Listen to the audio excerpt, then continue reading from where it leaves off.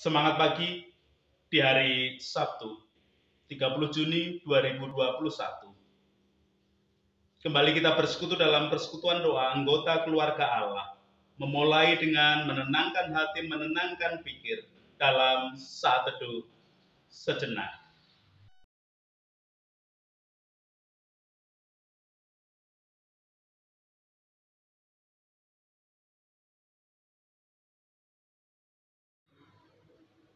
Pertolongan kita hanya berasal dari Allah yang telah menciptakan langit bumi beserta segala isinya.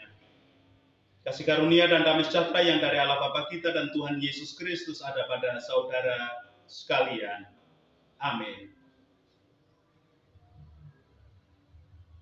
Anggota keluarga Allah, perenungan sabda hari ini menggunakan judul atau tema mengambil dari istilah Jawa, Sastro Jendro Hayuningrat Pangruating Tiyu. Agak panjang memang, Sastro Jendro Hayuningrat Pangruating Tiyu. Jika diterjemahkan dari masing-masing kata, kata yang pertama Sastro Jendro itu terdiri dari dua kata, sastro atau sastra, yang berarti tulisan atau ajaran. Tulisan berisi ajaran. Jendro itu dari kata nalendro yang berarti Gusti atau Tuhan. Dan kata yang kedua adalah Hayuningrat yang berarti keselamatan di dunia dan pada kekekalan nanti. Teman-teman muslim sering menggunakan istilah keselamatan di dunia dan di akhirat.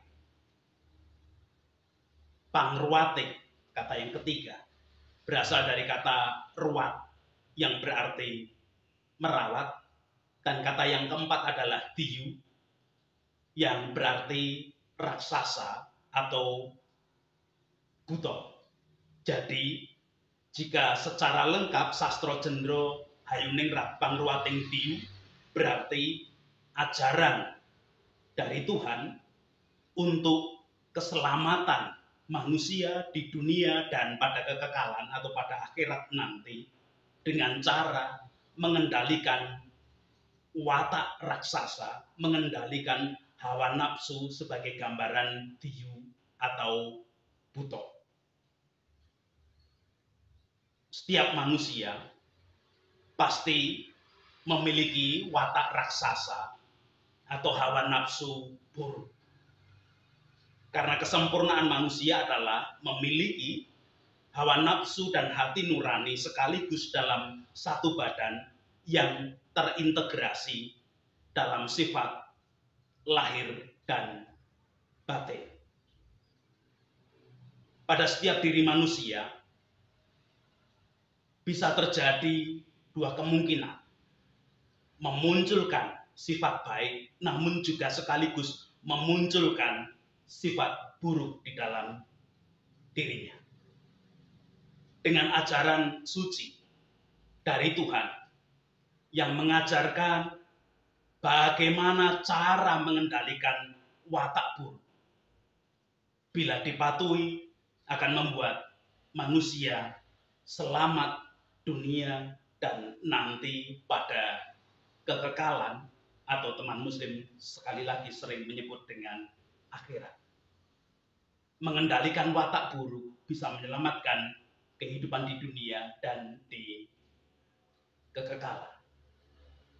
Sebagai anggota keluarga Allah, kita percaya bahwa Allah telah berkarya di dalam Yesus Kristus, Sang Anak Domba Allah yang menghapus dosa dunia.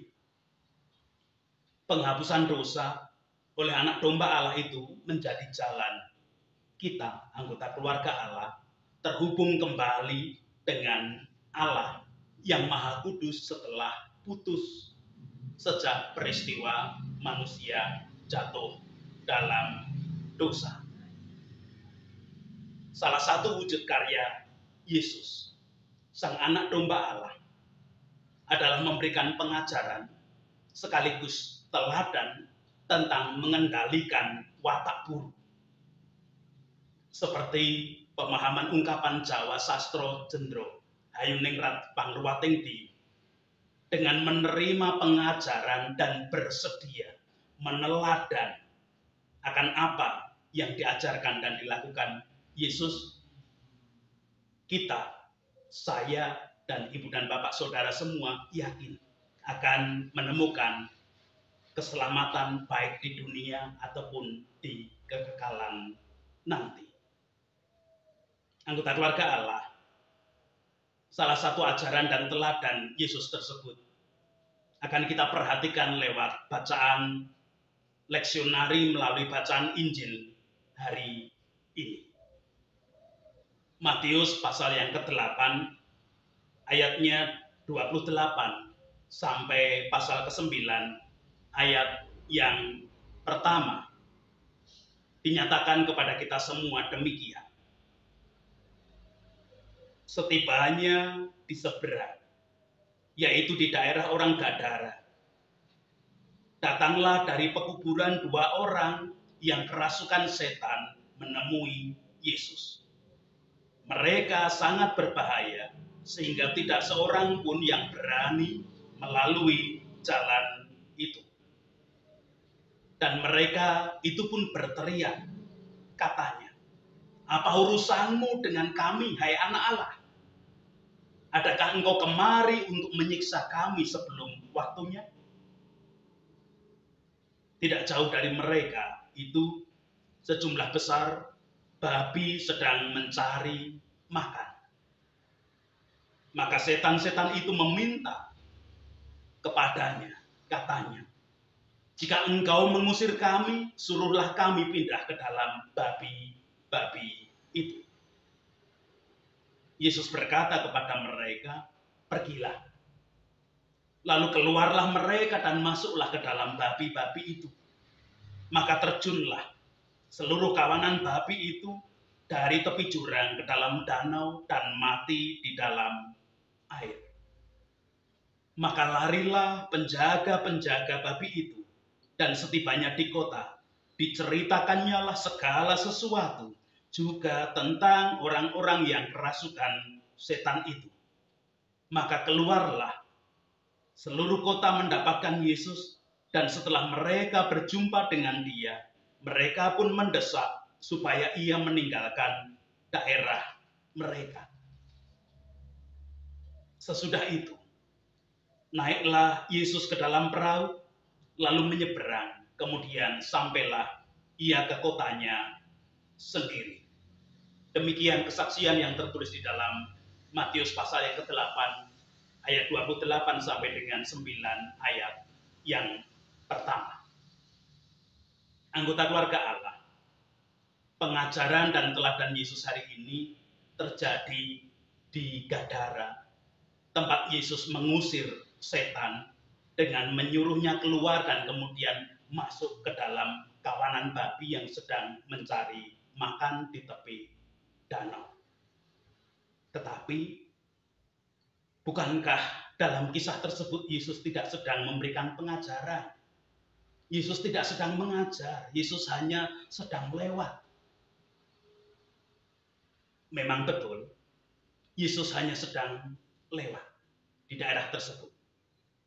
Tetapi apa yang Yesus lakukan terhadap orang yang kerasukan setan, dan bagaimana Yesus kemudian bersikap ketika orang-orang di situ memintanya pergi dan meninggalkan mereka, itulah yang menjadi ajaran dan teladan Yesus hari ini.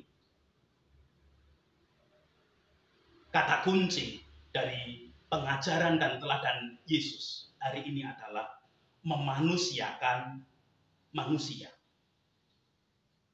Manusia adalah makhluk ciptaan Allah yang paling sempurna dari segala ciptaan lain, karena manusia diciptakan sebagai gambar dan rupa Allah. Dalam kesegambaran dan keserupaan dengan Allah, manusia memiliki sifat-sifat seperti Allah. Maka manusia kemudian diberi kuasa untuk menguasai, mengolah, mengelola, bahkan melestarikan ciptaan lain. Demi memanusiakan manusia, memulihkan kesegambaran dan keserupaan manusia dengan Allah. Yesus datang ke tempat yang dianggap sarang bahaya karena ada 2 orang yang kerasukan setan itu. Kesengajaan Yesus datang di tempat itu dapat kita saksikan dari kalimat, sehingga tidak seorang pun yang berani melalui jalan itu. Jadi banyak orang takut lewat jalan di mana ada 2 orang yang kerasukan setan tersebut. Untuk apa?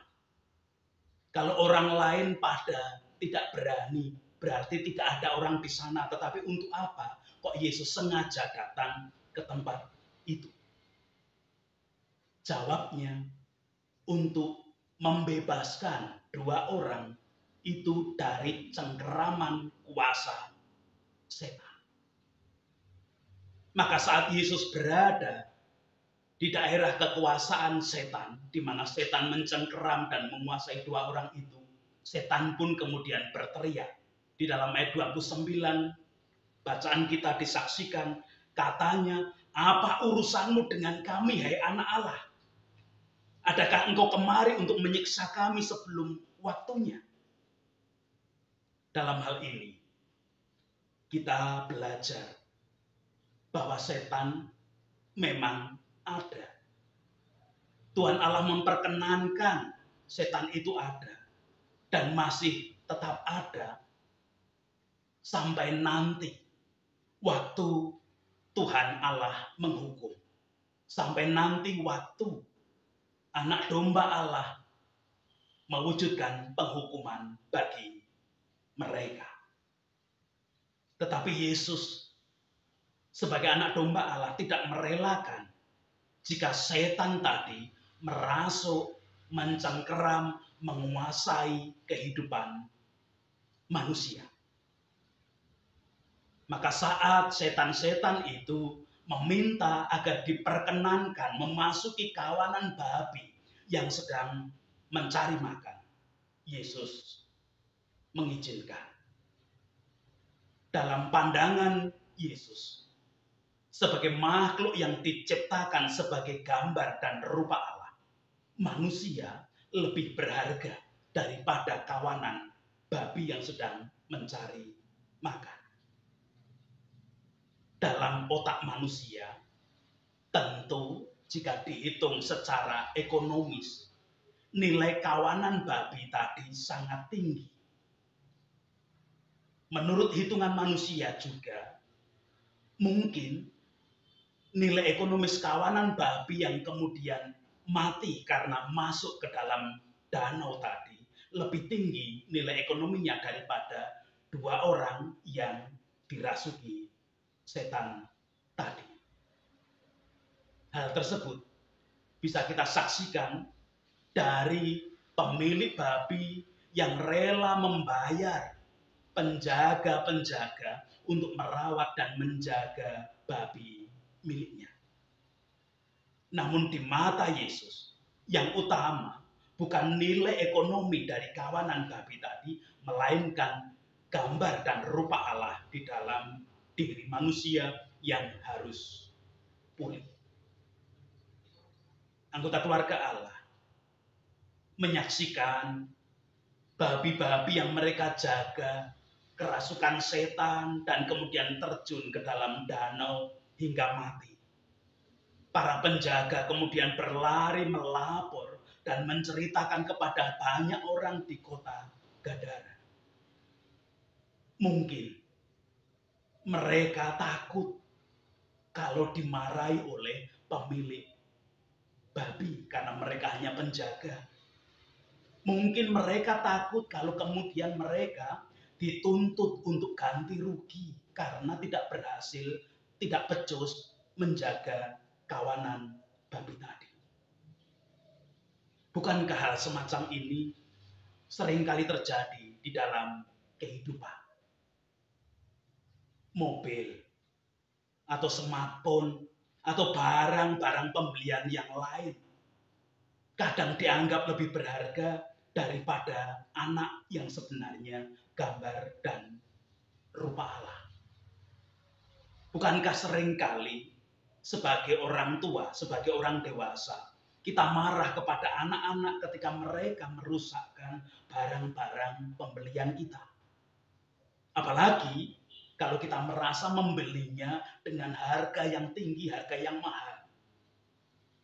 Belum lagi kalau dengan sistem kredit. Kreditan saja belum lunas kok sudah dirusakkan. Bukan berarti tidak boleh mengingatkan anak agar berhati-hati, bukan. Tetapi cara mengingatkan. Amarah tidak diterima sebagai nasihat atau peringatan yang baik oleh anak. Amarah hanya ditangkap bahwa anak kemudian merasa harganya lebih rendah daripada barang-barang yang dirusakkan setelah dibeli tadi. Apalagi jika dengan marah seringkali secara tidak sadar orang tua memukul, orang tua terlalu emosi dan lain sebagainya. Anggota keluarga Allah mungkin karena menganggap nilai ekonomi dari kawanan babi tadi lebih tinggi daripada kesegambaran dan keserupaan dengan Allah dari dua orang yang kerasukan setan. Maka penduduk di Gadara tadi meminta Yesus meninggalkan daerah mereka. Yesus diminta untuk meninggalkan mereka. Mereka tidak mau Yesus berada di tengah-tengah mereka. Mungkin pikir mereka akan lebih banyak kerugian nilai ekonomi jika karya Yesus terus dilakukan.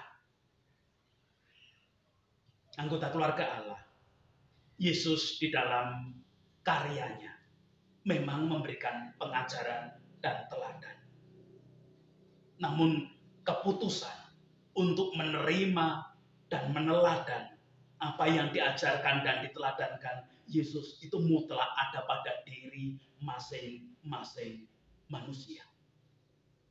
Manusia diberi kebebasan untuk menentukan pilihan, mau menerima ataupun menolak, mau meneladan ataupun tidak tentang ajaran dan teladan yang diberikan oleh Yesus. Maka dalam bacaan kita pada bagian akhir dikatakan, maka Yesus pun meninggalkan mereka, meninggalkan kota Gadara. Sebagai anggota keluarga Allah, hari ini kita diingatkan tentang pilihan mau mengikuti hawa nafsu manusia atau kita kembali pada khitoh asali kita sebagai gambar dan rupa Allah. Kita mau menuruti hawa nafsu yang seringkali hanya berpusat pada nilai ekonomi, yang seringkali disertai dengan saling menjegal, saling menjatuhkan, korupsi, markup data, suap menyuap, tanpa lagi mengingat manusia lain. Kepedulian hilang, tidak hanya disingkirkan. Atau kita mau mengikuti dan meneladan Yesus yang memberikan pengajaran tentang manusia lebih utama karena dia adalah gambar dan rupa Allah. Masing-masing pribadi anggota keluarga Allah yang akan membuat keputusan. Tuhan Allah memberkati bagi setiap anggota keluarga Allah di dalam menentukan pilihan. Amin. Kita bersama menerima sabda hari ini dengan saling mengingatkan.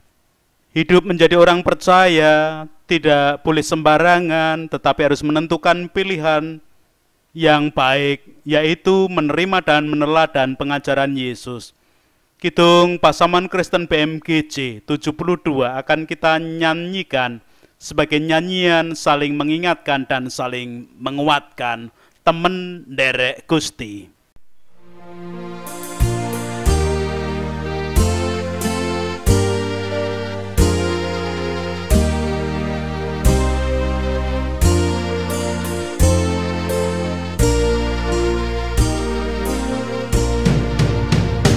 Salir wong pracaya ya urip sembrono seramateng Gusti den pundi nan yakti nadyan lelahanan ing sanes murahan korban sejati Sang Kristus Gusti kaslametanira bisa ilang sirna yen sira sembrono nirwaken sabdanya itu memenuti layan keterwati urip mursid yakti derek Kristus Gusti wong pracaya samya den tansah waspada dosa tansah nggodha mesti den kalahno temahan seramat tumradatan kendang sira tentrem raharja ing Gusti nira.